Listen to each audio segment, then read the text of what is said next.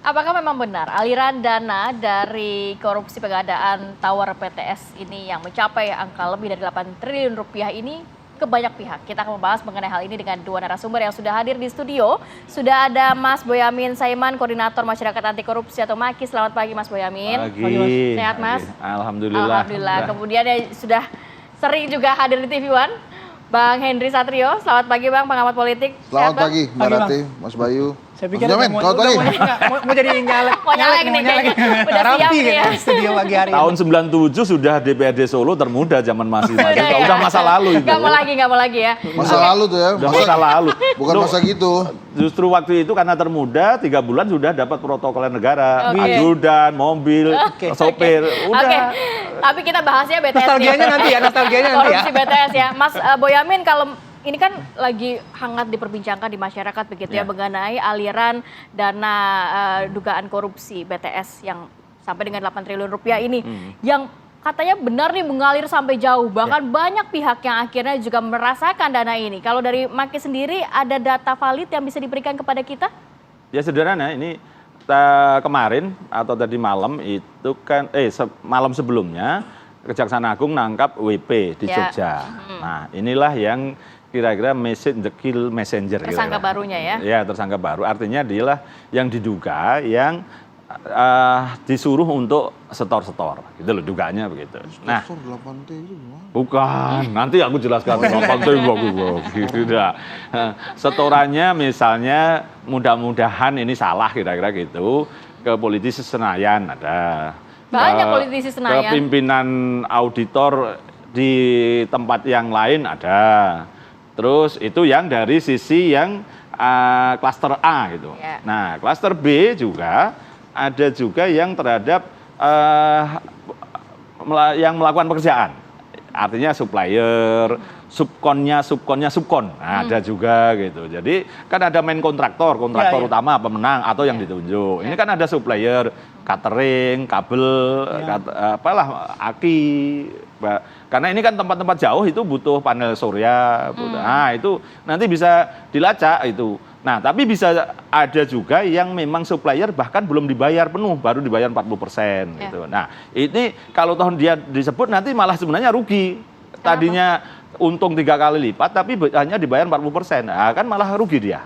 Karena habis ini jadi kasus rame kan pastilah nggak terbayar gitu. Jadi banyak juga yang disebut bisa jadi nanti malah ketahuan akhirnya malah dia rugi gitu. Oke, nah jadi prosesnya banyak lah artinya pada posisi itu. Oke, itu kan dari main kontraktor supon gitu. Tapi kita juga tadi sempat ngobrol angka 8 triliun itu loh, Mas. 8 triliun itu ketika disebutkan 8 triliun, benarkah angka 8 triliun bulat secara cash kemudian digelapkan gitu dari anggaran 10 triliun? Ya, ini Kejaksaan Agung kadang-kadang ya menjelaskan kurang jelas. Ya, saya lah kadang-kadang jadi juru bicara Mas Idris.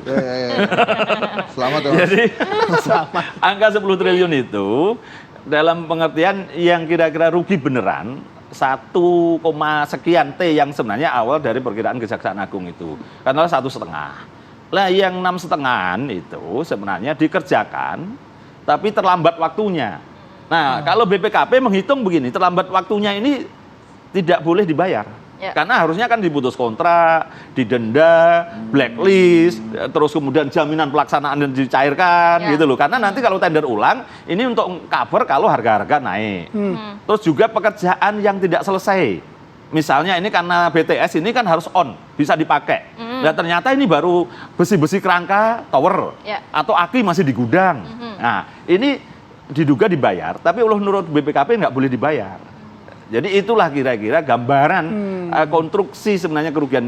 Nah, nanti akan nampak di akhir putusan sidang itu uang penggantinya sebenarnya yang harus diganti oleh yang diduga pelaku-pelaku ini berapa? Ya kira-kira kembali 1 sampai 1,5 itu. Jadi sebenarnya karena apa? Barangnya ada, gensetnya ada misalnya BTS. Terus besi-besinya kerangkanya ada, kabelnya ada. Terus panel suryanya ada, baterainya ada. Jadi tapi itu sebagian kadang-kadang begini. Pemborong ini karena ini dalam konteks saya apapun saya harus mengatakan pekerjaan ini proyek ini ugal-ugalan, maka banyak hal-hal yang disimpangi tapi menurut mereka versi benar. Misalnya barang masih di gudang mereka. Nah, barangnya ada benar memang. Benar ada tapi masih di gudang pemborong atau supplier. Tapi dibuat berita acara seakan-akan sudah diserahkan. Alasannya apa? ya gampang ini diplesetin. Si pimpinan proyek atau si pemberi kerja itu mengatakan tidak punya gudang, udah aku titipkan tempatmu aja gitu. Dibuat berita acara aja lagi gitu. Nah, kayak ginilah sebenarnya. Nah, tapi yang jadi pertanyaan masyarakat ini, angka 8 triliun ini kan angka yang besar ya buat kita semua pastinya kan. Benar nggak sih aliran dananya kemana aja? Tadi kan Mas Boyamin mengatakan ya ada subkon, ada yang menang tender, ada subkonnya dan lain sebagainya. Cuma benar yang berseliweran. Justru Banyak ini juga ya, Mas, yang beberapa benar, Mas. subkon data saya itu banyak yang belum terbayar. Artinya supplier. Tapi si pemborong utama ini diduga sudah terbayar. Apalagi kalau tidak salah paket 1, 2, 3 itu sudah harganya tinggi, juga sudah dibayar, tapi barangnya belum ada. Nah ini nampaknya yang diduga mengalir kemana-mana justru di sini. Dan diduga dari pemborongnya itu setahu saya yang tanda kutip yang owner sebenarnya itu bukan, kenapa itu barang belum jadi, karena dipakai membayar hutang di tempat lain. Gitu. Galing lubang, tutup lubang. Iya, tapi kan tidak boleh, tetap itu kan. Apapun. Sorry, yang disebar itu yang 6,5 atau yang 1,5? Yang disebar ya maksimal 2 lah sebenarnya gitu. Karena naik lagi. Enggak, tadi kan gini. 1,1 itu Kejaksaan Agung, aku kira-kira 1,5 lah. Kita buat maksimal 2 lah, kira-kira gitu. Lah kan keuntungan. Keuntungan kan karena gini, proyek ini saya katakan ugal-ugalan dari perencanaan mahal, pelaksanaan mahal, pertanggungjawabannya buruk. Otomatis kan keuntungan kira-kira mestinya 10-20%, ini keuntungan bisa sampai 40%. Kenapa? Dari sisi perencanaan itu sudah ugal-ugalan dengan cara ternyata konsultannya tidak kerja. Mestinya kan dia cek harga pasar. Gampangannya kalau zaman internet sekarang online ngecek harga dimanapun kan gampang. Tapi ini harga pasarnya ditentukan dengan otaknya sendiri. Ngarang aja dibuat tinggi, gitu loh kira-kira gitu. Terus ada yang nggak bekerja, gitu, tapi dibayar gitu. Jadi terus kemudian karena ini sudah diduga sudah diatur kekuasaannya tinggi, itu kemudian pemenang atau yang ditunjuk pun juga dengan penawaran tinggi. Karena apa? Yakin dia menang. Kalau orang udah yakin menang, apa yang dilakukan? Ya tawarannya 99,999% kan gitu kan. Ini sudah harganya dibuat tinggi, penawarannya tinggi.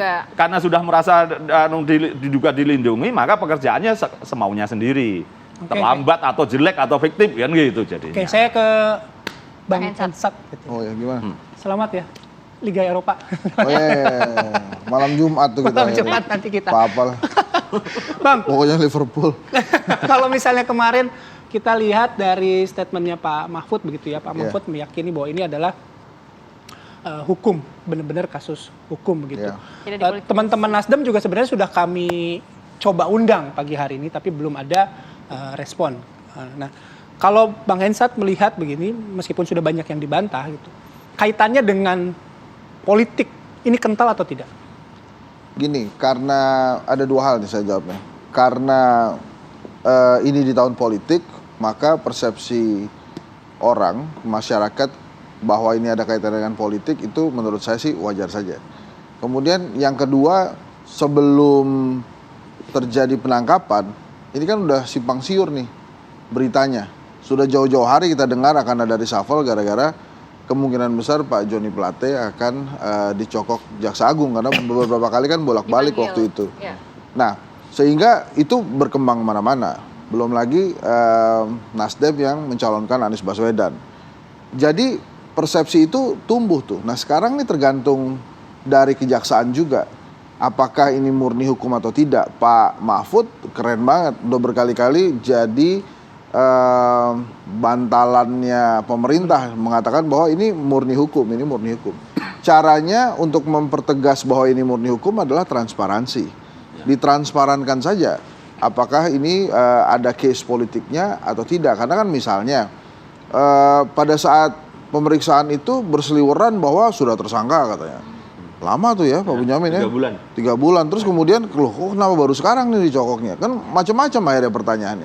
Belum lagi kemudian netizen di Indonesia kan maha benar netizen dengan segala tweetnya itu kan katanya. Langsung kemudian mereka menyebarkan dugaan-dugaan aliran dana itu. Semakin membuat masyarakat menduga-duga gitu. Bahkan kemarin pada saat press conference ada salah seorang wartawan media yang cukup ternama bertanya to the point, disebut langsung 3 partai itu kan, yang dengan gayanya Pak Mahfud dibelokkan. Nah ini itu gosip politik kata Pak Mahfud. Nah hal-hal seperti itu makin memperkuat bahwa oh ini jangan-jangan ada ranah politik yang akhirnya ujung-ujungnya ini Pak Jokowi lagi ngapain nih gitu kan. Nah itu harus segera dinetralisir karena kalau kemudian hukum dijadikan alat politik, ini bukan saja negaranya yang rusak, tapi tingkat kepercayaan masyarakat terhadap hukum itu jadi rendah. Tapi Mas Hensat melihat ini hukum yang dijadikan alat politik. Saya nggak ngeliat ke sana. Jadi harus ada penjelasan setransparan mungkin dan segera prosesnya. Jadi jangan berlama-lama. Nah ini saya mau kasih hasil data survei juga. Jadi bukan, ya ini survei, ini kerjasama dengan kantor staf kepresidenan dan Good News from Indonesia. Ini tentang politik dan hukum yang kita tanya nih ke anak muda. Dan indeks persepsi atau indeks optimisme isu politik dan hukum di mata anak muda ini. Hasilnya seperti apa? Tahan dulu Mas, kita sambung lagi segmen berikutnya ya. Break dulu ya, mohon maaf ya. Kita tahan dulu ya Mas ya. Ini karena seru nih Mas ini kalau dibahas di segmen berikutnya nih. Kami kembali saat lagi.